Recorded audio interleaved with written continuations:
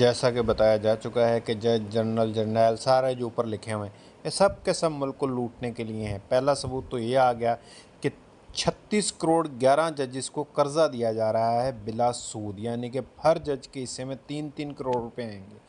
अब मुझे नहीं समझ आती इन जजों ने क्या ऐसा किया है कि हुकूमत पाकिस्तान इनको 3 करोड़ रुपए कर्जा दे रही है, और पता नहीं कितने अरसे के लिए। 1 करोड़ अगर मुझे कोई 1 साल के लिए दे देना तो मैं इतना अमीर हो जाऊं कि मैं 1 करोड़ उसमें से और कमा कर वो कर्जा वापस भी कर दूं, क्योंकि बहुत सारे बिजनेस है बैंक ही 25% दे रहा है। अगर उसको वहीं पे मैं रखे रखूं और मुझे सूद नहीं देना है तो वो फिर भी 25 लाख रुपए मैं साल में 1 करोड़ के ऊपर बैठा बैठा कमा लूँगा, यानी महीने के वो ऑलमोस्ट 2 लाख रुपए बनते हैं। ठीक है, 2 लाख से ज़्यादा बनते हैं।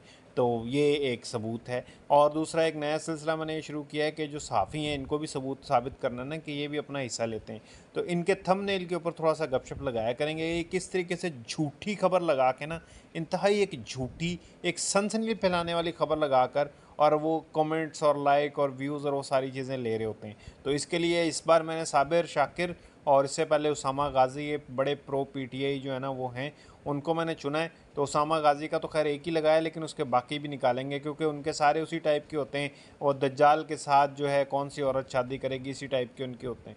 तो वो कल इंशाल्लाह उसामा गाज़ी को प्रॉपरली छीलेंगे सही तरीके से।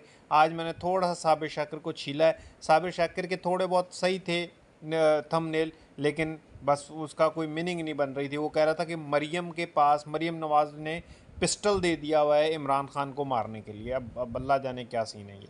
साथ ही आइए सुनते हैं आज के बयानात और उनके ऊपर अवामी तज्ज़िया और बाकी चीज़ें।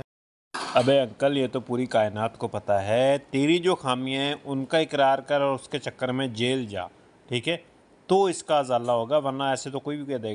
काले मुंह को और काला करवाया, लेकिन सदारत का हुदा फिर भी ना हाथ आया। यही होगा इंशाल्लाह, आखिर में जन्नत भी नहीं मिलेगी तुझे जहन्नुमी। इसमें भी कोई नई बात नहीं है, इसके खिलाफ एक्शन की ज़रूरत है। लेकिन तुम हर हुकूमत के साथ बैठे होते हो, फौजियों के साथ भी बैठे हो, तुम पे अब कौन यकीन करे भाई।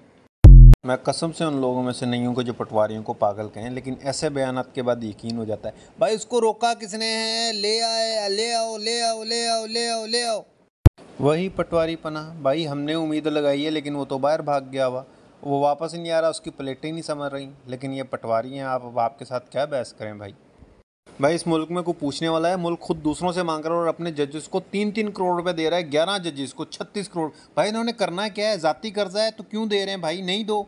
अरे ताया मियाँ, सबको पता है यार, आप क्या खबर देते हो? आप लोगों के जाने के बाद जब बुझ जाती हैं सारी चीज़ें फिर खबरें देते हो, उस टाइम आप भी डर के या हिस्सा लेके चुप रहते हो। भाई सबको पता है यार। इस मलिक बोस्तान के जो है शारा फैसल पे काफ़ी सारे मनी एक्सचेंज है, वहाँ पे मैं खुद भी सिक्योरिटी गार्ड रहा हूँ।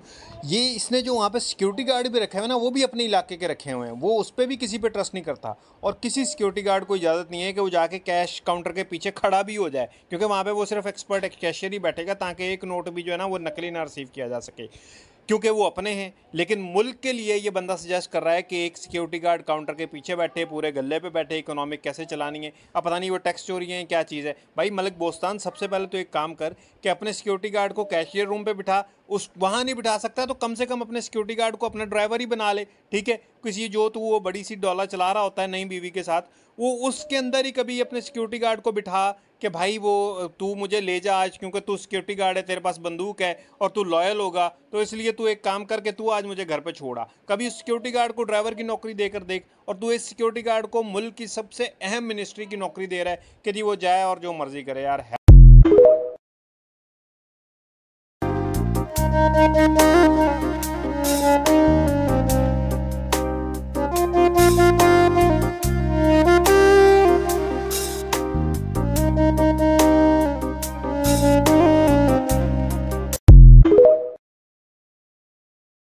साबिर शाकिर साहब, ये ज़रा बताएं कितनी फौरी रिहाई, कौन सा अहम पैगाम? अभी तक रिहा तो वो हुआ नहीं है। ये मतलब क्या थंबनेल के ऊपर आपने झूठ बोला है? जब बंद कमरों के अंदर इजलास हुआ तो तेरे पास खबर कैसे पहुंच गई भाई? क्या तुझे आकर सारों ने बताया? जो अंदर बंद कमरे में बैठा हुआ था वो बंदा तुझे बता रहा था कि वो कहाँ बहुत मायूस हैं क्योंकि हम कोई इसका हल नहीं निकाल सके। क्या हुआ है यार, थोड़े पैसे कर दो यार। इसका अगला इसका थंबनेल देखते हैं।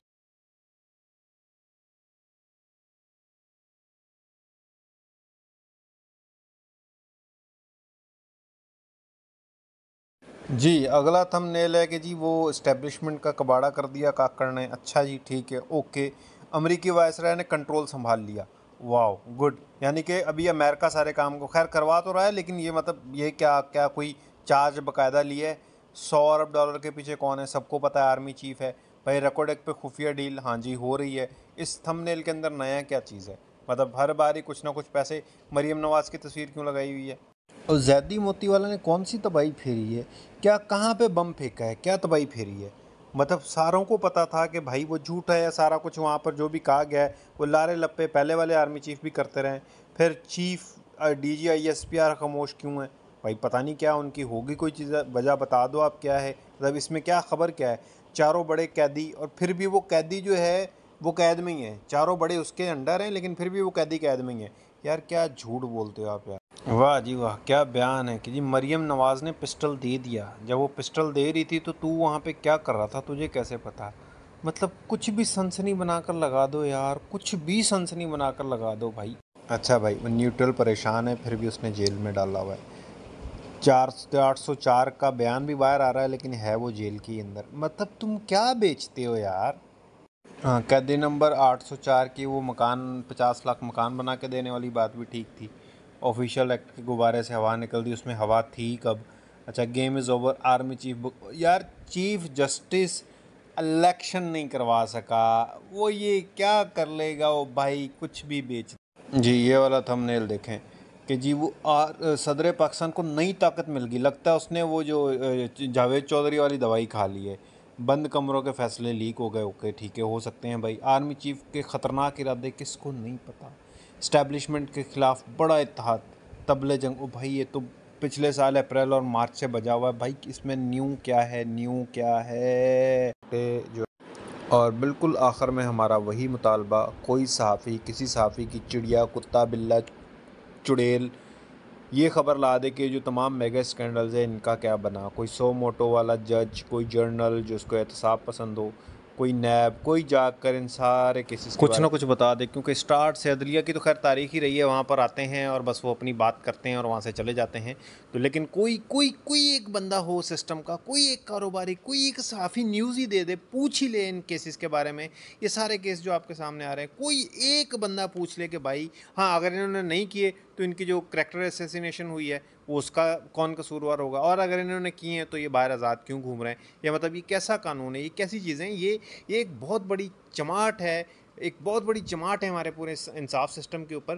اور اس کے اوپر جو لوگ چپ ہیں ان کے اوپر اور بہت بڑی چماٹ ہے. یعنی ان کے لیے اور یہ بہت بہت بہت بڑی چماٹ ہے. بٹ کسی صحافی کی کوئی چڑیا، کوئی کتا، کوئی بلا، کوئی حرامی، کوئی چیز کچھ بھی نہیں ہوگی یہاں پر. کوئی بھی ایک چوں تک نہیں کرے